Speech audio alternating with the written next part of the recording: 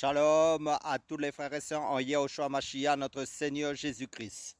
Je suis le frère Serge de l'île de la Réunion. Nous sommes dans la ville de Saint-Pierre, dans la région de Terre-Sainte. Nous sommes le 7 novembre 2025. Car sur ma chaîne, nous faisons que parler de notre Dieu, Yehoshua Mashiach, notre Seigneur Jésus-Christ, de la parole de Dieu, parce que son nom est la parole de Dieu, d'après Apocalypse chapitre 19, verset 13. Donc nous prenons deux passages dans la Bible qui nous dit, selon le psaume chapitre 101, verset 2, « Je marcherai dans l'intégrité de mon cœur au milieu de ma maison. » Et le psaume chapitre 119, verset 37 nous dit, « Détourne mes yeux pour qu'ils ne regardent pas à ce qui est vain, fais-moi vivre dans ta voie. » Donc, le thème, qu'est-ce que nous faisons dans nos maisons? Quel est notre comportement dans notre maison? Donc, le premier verset que je viens de citer continue ainsi. Je ne mettrai pas devant mes yeux une chose de Bélial, c'est-à-dire quelque chose de mauvais. Cet engagement pris par le roi David est une résolution ferme et radicale. Sommes-nous prêts, nous aussi, à prendre la décision de ne rien regarder, lire ou écouter qui soit mauvais ou impur dans l'intimité de nos maisons? Ou est-ce que nous prenons certaines libertés parce que nous sommes chez nous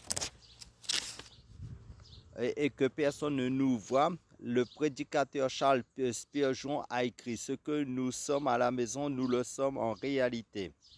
David a vécu une époque où les écrans, les magazines, les publicités subjectives n'existaient pas. Aujourd'hui même, à notre insu, nous pouvons très facilement voir des choses dont un chrétien doit se détourner. Et si nous cédons, nous courons le risque de nous habituer progressivement au mal.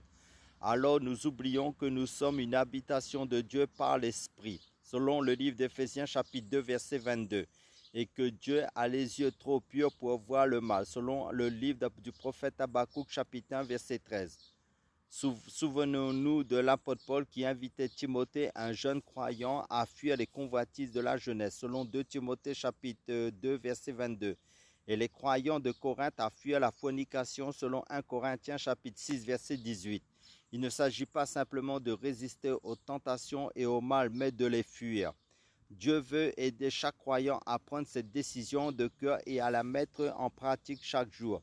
Ne pas jouer avec le feu en laissant le mal s'introduire, même un tout petit peu, dans nos vies personnelles. Amen. Soyez tous bénis, encouragés en Yehoshua Mashiach, notre Seigneur Jésus-Christ.